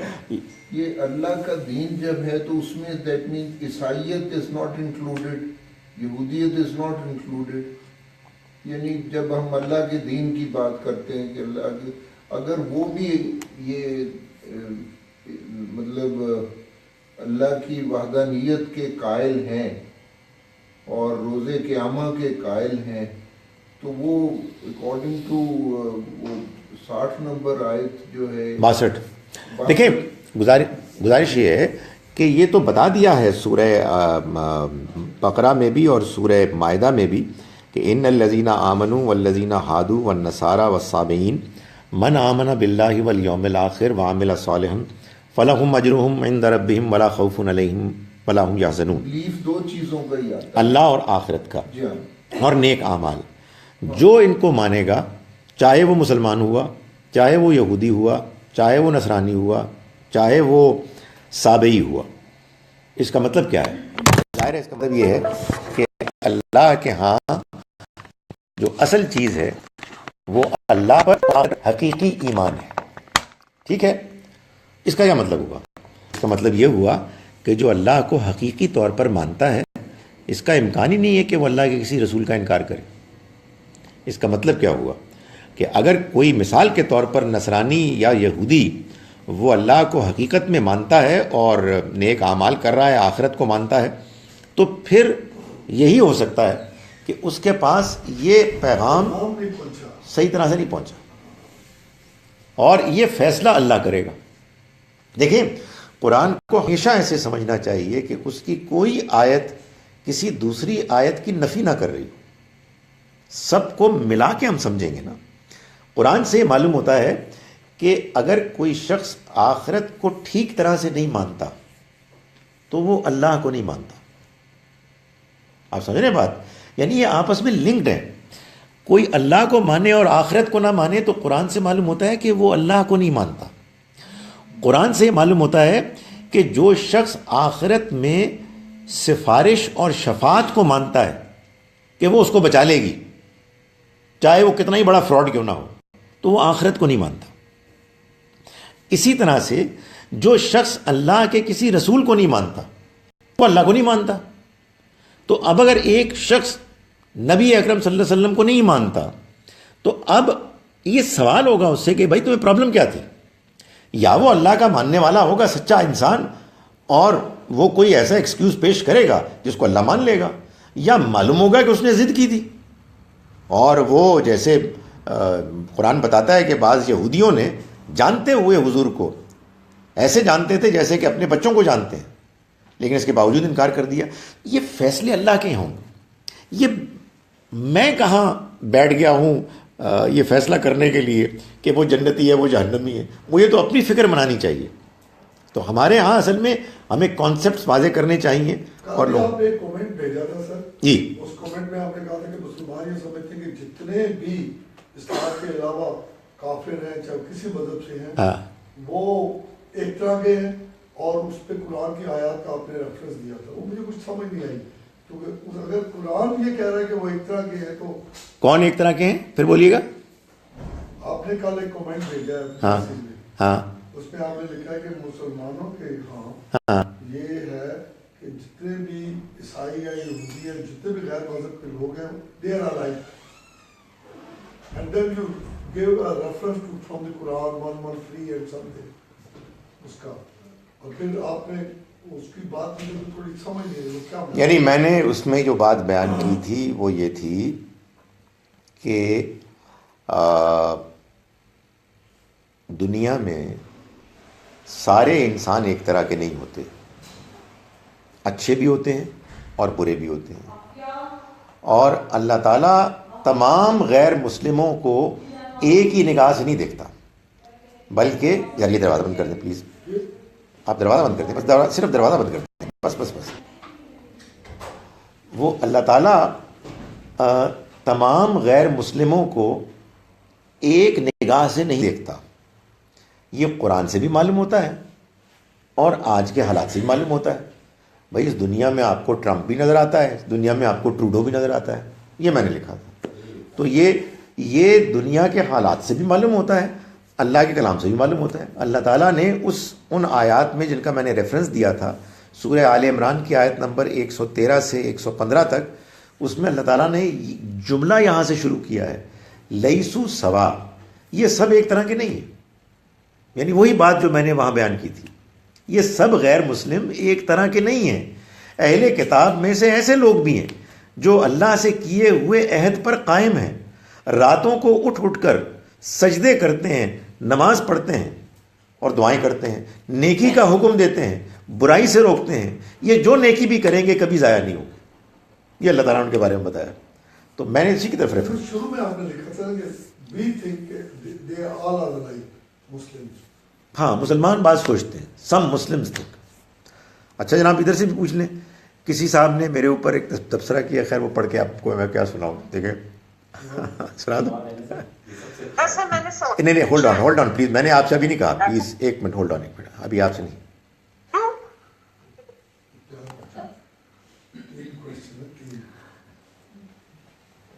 بس کر دو فرقہ غامدیہ, فتنہ تم ہی تیک ہو بس. بھائی خدا کے بندے, اگر تمہیں کوئی ہم سے اختلاف ہے تو لیٹس ٹاک اباؤٹ اٹ.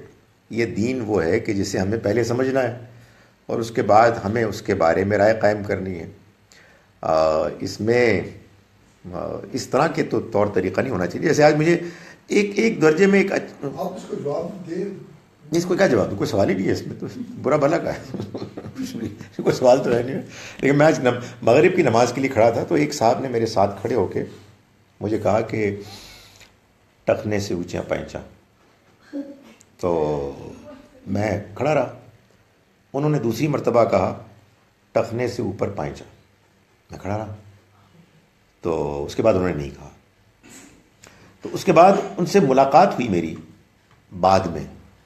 تو میں نے کہا دیکھیں بھائی, وہ بات یہ ہے کہ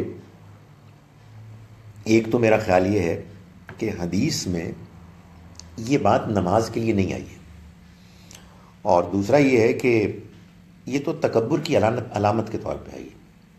تو پڑھے لکھے آدمی نے کہا یس آئی نو اباؤٹ اٹ, مگر میں یہ کہتا ہوں کہ جب تمام مسالک کے علماء اس کو اختیار کیے ہوئے ہیں تو پھر یہ ہونا چاہیے. ظاہر ہے وہ چلتے میں بات کر رہے تھے تو میں نے کہا کہ میرا خیال ہے کہ ہمیں تو لوگوں کو یہ بتانا چاہیے کہ اصل برائی تکبر ہے اور اس کی علامتیں ہیں کہ جو کنڈیمنیبل ہیں. تو اینی وے, مطلب یہ ایک اچھی ڈسکشن ہے. مطلب اختلاف ایسے بھی ہو سکتا ہے. آئی ڈونٹ بلیم ہم. اگر ان کے خیال میں یہ کوئی ایسی چیز ہے, انہوں نے مجھے ریمائنڈ کرا دیا, کوئی لڑائی جھگڑا نہیں ہوا. مگر پہلے میں کر لیا کرتا تھا, لیکن میں یہ سوچتا ہوں کہ یہ اگر دین ہے تو پھر تو کرنا چاہیے, اور اگر دین نہیں ہے تو پھر بات سمجھانی چاہیے, ٹھیک ہے نا. اور اس میں اختلاف ہو سکتا ہے, اس میں اختلاف ہو سکتا ہے. جی جب ہم سعودی عرب جاتے ہیں عمرے پہ حج پہ جی وہاں پہ میں نے کسی کو نہیں دیکھا یو رائٹ, یہ بھی میرے ذہن میں آ رہا تھا. توپ جو پہنتے ہیں وہ بات لمبی ہو جاتی, ورنہ میں یہی کہتا, انہوں نے کہا یہ سارے کریں تو بات لمبی نہیں ہو سکتی. ڈاکٹر ذاکر نائک کتنا بڑا ہوا ہے, وہ ساری پینٹیں ٹخنوں سے اوپر کی. نہیں, لیکن وہ سعودی عربیہ کی بات کر رہے ہیں نا, سعودی عربیہ میں نہیں نظر آتا. اور یہ ٹوپی بھی کوئی لازمی نہیں ہے مسلمانوں میں. آتا ہے ادھر بھی, ادھر بھی آتا ہے. ادھر بھی توپ چھوٹی پہنتے ہیں, وہ ایک خاص طبقہ ہے, وہ بھی توپ کوئی بلکہ 1 گٹ نہیں 2 گٹ اونچی پہنتے ہیں. دیکھیں بات یہ ہے, لوگ جو ہیں وہاں پہ جو حرم میں آپ کو نظر آئیں گے جو پڑھاتے ہیں نماز, وہ لوگ پیروں میں ان کا آ رہا ہوتا ہے توپ جو ہے. میں بھی سبھی کی بات نہیں کر رہا, وہاں پر بھی ایک طبقہ ہے جو اسی طرح کرتا ہے. وہاں پر میں نے ریاض میں نے دیکھے بہت سارے, ہاں ہر طرح کے لوگ ہیں دونوں کے. وہاں پر بھی ایک. اچھا یہ مجھے آپ بھیج چکی ہیں نا. ہاں, تو اس کا کچھ کامنٹ کریں کیونکہ پیپل نہیں, میں نے تو آپ کو جس کا جواب دے دی کہ کیا بنیاد ہے اس کی. ہاں نہیں, آپ نے نہیں جواب دیا تھا. اچھا میں کہیں اور پہ دیا ہوگا. ہاں مطلب اس پہ کیوں آپ کو تشویش ہے؟ نہیں, یہ کیا کہ یہ از اٹ ٹرو؟ نہیں کچھ بھی نہیں. دیکھیے بات یہ ہے کہ وہ نبی صلی اللہ علیہ وسلم کو وہ نہیں آتی تھی, یون نہیں کرتے تھے یا ان کو کیڑے نہیں چڑھتے تھے, تو میں نے اس کا جواب کہیں اور دیا, میں آپ کو بھیج دوں گا. کسی اور کو میں نے یہ جواب دیا کہ سورہ بنی اسرائیل میں لوگوں نے آپ کے اوپر جو تنقید کی اس پہ کہا جی کہ آپ کوئی معجزہ دکھائیں, کوئی آسمان سے فرشتہ اترتا ہوا دکھائیں, کوئی زمین میں کوئی لہلہاتا باغ دکھائیں, یہ کھنڈر یہ صحرا پانی تو ہمارے پاس ہے نہیں, کوئی چشمہ کوئی نکلتا ہوا دکھائیں, اور بہت ساری اس طرح کی باتیں کی. تو اس کے جواب میں اللہ تعالیٰ نے فرمایا کہ میں نے کب کچھ اور کہا ہے سوائے اس کے کہ میں تو ایک بشر رسولہ, ایک انسان ہوں اور ایک رسول. تو اس موقع پر اللہ تعالیٰ کو کہنا چاہیے تھا نا کہ دیکھو میرے کیا میرے معجزے ہیں, میرے جسم پر کوئی کیڑا بھی نہیں آتا ہے, یہ فنا بھی نہیں ہوتا ہے. اصل میں یہ وہی ذہنیت ہے, میں یہ نہیں کہہ رہا کہ یہ وہی لوگ ہیں, لیکن ایک ہوتی ہے ذہنیت کہ انسان جب تک کہ کوئی مافوق الفطرت چیزیں نہ دکھائے اس وقت تک وہ اللہ کا پیغمبر یا اللہ کا نمائندہ نہیں ہو سکتا. اچھا اس میں ایک اور بڑی پیچیدگی ہے, وہ یہ ہے کہ ہمارے ہاں بعض لوگ دکھا دیتے ہیں تو ظاہر ہے ان کی تو پھر بڑی ویلیو ہونی چاہیے, لیکن مشکل یہ ہے کہ وہ جو کچھ دکھا دیتے ہیں وہ تو عیسائی اور ہندو بھی دکھا دیتے ہیں, تو وہ تو ساری بات ہی قرآن مجید کی بات کے خلاف ہے. یعنی ہمارے ہاں انفارچونیٹلی یہ ایک نقطہ نظر پیدا ہو گیا. آپ نے اچھا کیا پوائنٹ آؤٹ کیا, میں کسی وقت اس پہ کچھ لکھ بھی دوں گا کہ رسول کو ہم مانتے ہیں معجزات کی وجہ سے, اس کے بعد وہ جو بھی کہتے ہیں وہ ہمارے لیے اللہ کا حکم ہوتا ہے. قرآن یہ بالکل ہی نہیں کہہ رہا. قرآن تو یہ کہہ رہا ہے کہ پیغمبر کی بات آپ مانیں پیغمبر کے اس کی وجہ سے, دعوت کی وجہ سے. اور وہ دعوت کیا ہے؟ وہ دعوت عقل کی بنیاد پر ہے. وہ دعوت انسان کو ریمائنڈ کرا رہی ہے اصل ریالٹیز کے بارے میں. وہ دعوت لوگوں کے سوالوں کے جواب دے رہی ہے, اللہ سے آخرت سے انٹروڈیوس کرا رہی ہے. اور اگر کہیں کوئی معجزہ ہوا ہے تو وہ اس لیے نہیں ہوا کہ لوگوں کو کہا جائے کہ ایمان لے آؤ. دیکھیں وہ شمر کا واقعہ ہوا, چاند 2 ٹکڑے ہو گیا, تو اللہ تعالیٰ نے یہ نہیں فرمایا کہ دیکھو چاند 2 ٹکڑے ہو گیا ہمارے پیغمبر کو مان لو, بلکہ یہ فرمایا کہ اقتربت الساعۃ وانشق القمر, آخرت کی گھڑی اور قریب آ گئی اور چاند بھی 2 ٹکڑے ہو گیا. یعنی مطلب یہ ہے کہ قیامت آنے والی ہے, اس کے آنے سے پہلے کچھ واقعات ہونے تھے, ان میں سے ایک چاند کے 2 ٹکڑے ہونے کا واقعہ بھی تھا, وہ بھی ہو گیا. تو چاند کے 2 ٹکڑے ہونے کا واقعہ ہوا, مگر اس کو بھی قرآن نے حضور کے پیغمبر برحق ہونے کے دلیل کے طور پر پیش نہیں کیا. تو یہ ہے معاملہ. ڈاکٹر طاہر جبریل تو سوائے وہ معجزات کے اور وہ جو ایک معجزات ہے ایک فضائل. دیکھیں یہ ہمارے یہاں اسکول آف تھاٹ ہے نا, میں نے آپ کو بتا دیا نا کہ ہمارے ہاں یہ باقاعدہ سوچ کا انداز ہے کہ پیغمبر کو مانا جائے گا معجزات سے. میں یہ بتا رہا ہوں یہ قرآن کہہ ہی نہیں رہا, قرآن بلکہ اس کی نفی کر رہا ہے. تو قرآن تو کہہ رہا ہے کہ ہم نہیں دیں گے, بلکہ اتنی سختی ہے کہ آپ اگر انٹرسٹڈ ہیں تو آپ لے آئیں. آپ خود زمین کو آسمان پہ چڑھیے، ہم نہیں لائیں گے. یہ قرآن پڑھتے ہی نہیں ہے بھائی. میں آپ بتا رہا ہوں کہ قرآن مجید کچھ کہہ رہا ہے، یہ کچھ کہہ رہے ہوتے ہیں. کمر بھی تو معجزہ نہیں ہے نا بھائی. شق القمر کے بارے میں نے آپ کو بتا دیا نا معجزہ کیا ہوتا ہے. بات یہ ہے کہ شق القمر ایک غیر معمولی واقعہ ہے، لیکن اللہ نے اس کو اپنے پیغمبر کے پیغمبر برحق ہونے کی دلیل کے طور پر پیش نہیں کیا. جیسے کہ حضرت موسیٰ نے عصا کو پھینکا اپنی دلیل کے طور پر کہ میری رسالت کی دلیل ہے، اس کے لیے صرف قرآن پیش کیا گیا، کچھ بھی نہیں. جی سر وہ آپ نے جو آیات میں بتا رہے تھے کہ وہ صرف عرب کے اس کے لیے تھا کہ وہاں نان مسلمس نہیں رہ سکتے، جی. یعنی یعنی یہ بات کہ تم لڑو ان سے جب تک کہ فتنہ نہ رہے اور دین سارے کا سارا اللہ کے لیے نہ ہو جائے، یہ اللہ تعالیٰ نے باقاعدہ اس جہاد کے منتہا، اس کے ایک مقصد کے طور پر اس کو بیان کیا کہ سرزمین عرب پر یہ دین ہوگا اللہ کا اور کوئی دین نہیں ہوگا. تو وہ قانون تب سے لے کے اب تک چلا آ رہا ہے. اسی پر ایک سوال درمیان میں ہو گیا تھا کہ کہیں دبئی میں کوئی مندر بنا ہے اور اس میں ظاہر ہے کہ اور جگہوں پر بھی سوال ہوا. تو یہ ظاہر ہے کہ ایک اختلاف تو ہو سکتا ہے کہ یہ سرزمین عرب کہاں تک ہے، لیکن یہ بات کہ یہ نہ تب نہ اب کوئی ان کی عبادت گاہ اس پیننسلا پہ نہیں بنے گی، اس لیے کہ یہ سرزمین اللہ کی سرزمین. میں نے اسی پر کہا تھا کہ بعض لوگ مسلمان یہ پوری دنیا کے لیے کہتے ہیں.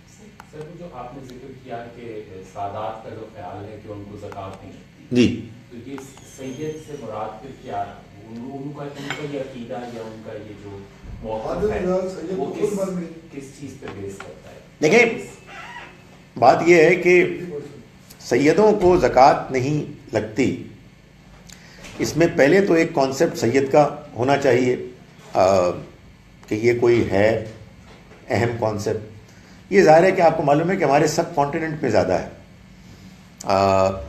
باقی تو عرب دنیا میں اس کو کوئی بہت زیادہ اس طرح سے نمایاں طور پر نہیں سمجھا جاتا.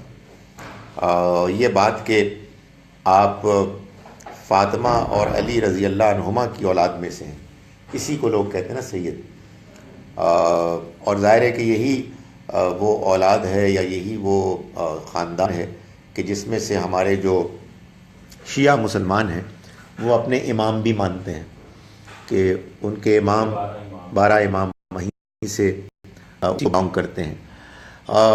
ان کے جو دلائل ہیں جو تھوڑا بہت میں سمجھاؤں وہ یہ ہے کہ ان کا کہنا یہ ہے کہ چونکہ یہ خاندان جو ہے وہ ایک نمایاں خاندان ہے اور پیغمبر صلی اللہ علیہ وسلم کا خاندان ہے اور صدقہ خیرات کے بارے میں یہ آیا ہے کہ اوپر والا ہاتھ جو ہے وہ نیچے والے ہاتھ سے بہتر ہوتا ہے، تو پھر اس خاندان کو تو کمتر نہیں کیا جا سکتا. تو اس کے جواب میں ظاہر ہے دوسرے لوگ یہ کہتے ہیں کہ اللہ نے تو یہ بتایا ہے کہ سب انسان برابر ہیں، ایک آدم و حوا کی اولاد ہیں، اور ان اکرمکم عند اللہ اتقاکم، تمہارے نزدیک اللہ کی نگاہ میں تمہارے میں سے اللہ کی نگاہ میں سب سے زیادہ محترم وہ ہے کہ جو سب سے زیادہ پرہیزگار ہے. تو اصل جو مسئلہ ہے وہ بنو ہاشم کا تھا کہ ان کے بارے میں آپ نے فرمایا اسی وجہ سے کہ مال غنیمت اور مال فے کے بارے میں یہ بتایا گیا کہ اللہ کے رسول کے رشتہ داروں کا اس میں حصہ ہے، تو آپ نے اس کو اسپیسیفائی کر دیا. اب ظاہر بات ہے کہ یہ سوال پیدا ہوتا ہے کہ کیا آج بھی بنو ہاشم کو صدقہ خیرات صدقہ زکوٰۃ نہیں دی جا سکتی؟ تو اس کے لیے اگلا سوال ہے کہ کیا دین نے ہم کو یہ بتایا کہ لوگ یہ ثابت کریں اور اپنے شجرہ مینٹین کریں کہ کون ہاشمی ہے اور کون نہیں ہے؟ ظاہر ہے کہ اگر اس کو اس طرح سے آج بھی امپلیمنٹ کرنا ہے تو پھر تو یہ ضروری ہونا چاہیے تھا نا کہ تمام وہ لوگ کہ جو یہ دعویٰ کرتے ہیں کہ وہ بنو ہاشم ہیں، پہلے وہ ثابت کریں کہ بنو ہاشم ہے، شجرہ نسب کے ذریعے سے نادرہ میں اس کو جا کے رجسٹر کرائیں. اس طرح کا تو کوئی حکم نہیں ہے. تو جب نہیں ہے تو اس کا مطلب ختم ہو گیا. یہ حضور کے خاندان سے متعلق تھا، جب تک آپ کا خاندان کے جو آپ کی زندگی میں تھا وہ رہا تو خلفائے راشدین نے بھی ان کا خیال رکھا، لیکن اس کے بعد یہ ختم ہو گیا جب اگلی جنریشن تھی کہ جو آپ کی زندگی میں آئی نہیں. بھائی ایک آپ کے کزن تھے جو آپ کی زندگی میں موجود تھے، اب ان کزن کی جو اولاد ہے وہ تو اس کی تو کوئی اہمیت نہیں ہو سکتی. یہ صاف معلوم ہوتا ہے اس سے. اور کہ اگر اپنا کوئی بیٹا ہوتا اور اس سے چلتی تو وہ تو خیر اللہ تعالیٰ نے فیصلہ کر لیا. اچھا سر، اس میں ایک جس طرح یہ 90% صحیح جو ہمارے ہولی پلیسز ہیں، جی ذرا جی پوچھ لیجیے. صاحب آپ نے جو بتایا کہ یہ ہمیں ایکسپٹ کرنا چاہیے اسلام کو اللہ دین، تو جو اسلام سے پہلے مذہب آئے ہیں ان کو ہم کیا کہیں گے؟ وہ جو کا مذہب تھا یا عیسائی یا، تو وہ ان کو اسلام کہیں گے؟ دیکھیں بات یہ ہے کہ اسلام کہتے ہیں اپنے آپ کو جھکا دینے کو. اسلام کا مطلب ہے آپ نے فرما برداری قبول کر لی. یہ ان تمام پیغامات کا ٹائٹل یا نام رہا ہے جو اللہ کے پیغمبر لے کے آئے ہیں. بعد کے ادوار میں ان کے ماننے والوں نے اپنے نام کچھ اور رکھ لیے. جیسے میں نے گزارش کی کہ یہ تو اللہ کے آخری دین کے یعنی آخری پیغام کی حفاظت کا ایک معاملہ ہوا کہ اس کا نام اسلام ہی رہا، ورنہ ہم نے کیا کسر چھوڑی ہے. کوئی اہل سنت والجماعت ہے اور کوئی شیعان علی ہیں اور کوئی بریلوی ہیں اور کوئی دیوبندی ہیں اور کوئی فلاں ہیں. سو یہ نام انہوں نے ڈال دیے اور اس وجہ سے صورتحال بالکل بدل گئی. ورنہ اگر انسانی ملاوٹ نہ ہوتی تو ان سب کے نام بھی اسلام یا اسلام ہی سے ملتے جلتے ہم مانی کوئی اور الفاظ دوسری زبان کے ہوتے. سو اللہ نے تو یہی بتایا ہے کہ اللہ کے ہاں کسی فرد کے نام پر کوئی دین نہیں ہوتا. اللہ کا دین تو وہ ہوتا ہے کہ جس میں اللہ کے دین کا ماننے والا اس کے آگے جھکتا ہے، سرنڈر کرتا ہے، اور اسی کو اسلام کہتے ہیں. جی جس طرح یہ سعودی عرب نے بھی مکہ شریف اور مدینہ شریف میں نان مسلموں کا جو غیر داخلہ جو منع کیا ہوا ہے، کیا قرآن شریف کے اعتبار سے یہ کیا ہوا ہے جس طرح کسی اور مذہب کی ادھر عبادت گاہ بنانے سے منع کیا؟ نہیں، دیکھیں جہاں تک تو تعلق ہے عبادت گاہ نہ بنانے کا، یہ تو میں نے آپ کو بتا دیا کہ وہ اس آیت سے اور کچھ اور آیات بھی اسی سے ملتی جلتی ہیں، اور پہلے سے بھی یہ معاملہ چلا آ رہا ہے کہ ابراہیم علیہ السلام کی اولاد بنی اسرائیل اور بنی اسماعیل کے لیے اللہ نے علاقے مختص کیے. وہاں فلسطین ان کے لیے اور یہ علاقہ بنی اسماعیل کے لیے. تو یہ تو رہا اس چیز کا معاملہ. جہاں تک جانے کا تعلق ہے وہ ایک ایڈمنسٹریٹو فیصلہ ہے. یعنی اگر آپ ان کو لے جانا چاہیں مکہ یا مدینہ اور وہاں کسی طرح سے اس کو ایڈمنسٹریٹولی ایسے آپ کر سکیں مینیج کہ وہ دیکھ بھی لیں جا کے لیکن کوئی پرابلم نہ ہو، تو اس میں کوئی دین رکاوٹ نہیں پیدا کرتا. یعنی بحیثیت ایک مسافر کے، وزٹر کے وہ جا سکتے ہیں. لیکن یہ مسلمانوں کے ہاں ایک فیصلہ ہو گیا کسی زمانے میں جو کہ پھر آج تک چلتا آ رہا ہے. میں گزارش کرتا ہوں کہ اگر آپ کو فیصلہ کرنا تھا دین کی بنیاد پر تو پھر تو پورا جزیرہ نما عرب سے ان کو روک دینا چاہیے تھا. لیکن نہ یہ دین نے کہا ہے اور نہ مسلمانوں نے ایسا سمجھا ہے. البتہ حرمین کے بارے میں یعنی مکہ مدینے کے بارے میں یہ فیصلہ ہو گیا جس کو کہ پھر برقرار رکھا گیا. لیکن حضور کے زمانے میں سر، حضور کے زمانے میں بھی تو یہودی ادھر رہ رہے تھے، اسے جنگیں بھی ہوئی اور یہ کہا گیا کہ ان کے مندروں کو یا ان کو نہ چھیڑو. دیکھیے وہ آپ کے زمانے میں تو جو معاملات ہوئے وہ آہستہ آہستہ ہوئے نا، تدریج کے ساتھ. 3 جو ان کے قبائل تھے وہ پھر ان میں سے ایک تو ختم ہی ہو گیا بالکل، اور باقی جو ہیں پھر وہ چلے گئے. یعنی ان کے گھر اجڑ گئے. پہلے ایک کا ہوا، پھر دوسرے کا معاملہ ہوا، پھر تیسرے کا. تو تینوں جو بڑے ان کے قبیلے تھے یہودیوں کے وہ سب نکل گئے. تو وہ اب صورتحال یہ تھی آخر میں کہ ان کے لیے پھر یہ طے ہو گیا، کیونکہ یہ تدریج کے ساتھ ہوا نا. ایک زمانہ تھا کہ بالکل اجازت تھی، ایک زمانہ تھا کہ باقاعدہ معاہدہ ہوا تھا. اصل میں یہ بھی بڑی مشکل ہے کہ لوگ کہتے ہیں جی کہ وہ جو مدینے کا جو معاہدہ ہے، جو پیکٹ ہے، اس کو پیش کرنا چاہیے ہمیں بحیثیت ایک آئیڈیل کے کہ جو مسلمانوں کے اندر ٹالرنس اور رواداری ہے. ٹھیک ہے، یہ اپنی جگہ پہ بات صحیح ہے، لیکن یہ بات میں جس طرح سے کہہ رہا ہوں نا صحیح ہے، وہ ایک الگ سوچنے کا انداز ہے، مگر آپ اس کو بس یوں ہی اگر پیش کر دیں گے تو وہ لوگ کہ جو ایکسٹریمزم کو مانتے ہیں دلائل کے ساتھ وہ اس کو ایسے ناک آف کر دیں گے کہ وہ کہیں گے جی کہ یہ ایک زمانے کی بات تھی، اس کے بعد وہ دور آیا کہ جو کلائمیکس تھا جس میں عذاب آیا، اور وہ اس کو قیامت تک کے لیے مانتے ہیں. تو وہ کہتے ہیں جی ہمیں دیکھنا تو دین وہ ہے کہ جو آخر میں حضور چھوڑ کے گئے، تو آخر میں جو کچھ چھوڑ کے گئے اس میں تو ان لوگوں کو مارنے کا حکم ہے. ہاں ہاں، وہ یہیں سے اس کے اوپر ایک رد عمل پیدا ہوا. چلے جی، میرا خیال ہے کہ ٹائم ہو گیا. اقول قولی ھذا واستغفر اللہ لی ولکم وللسائر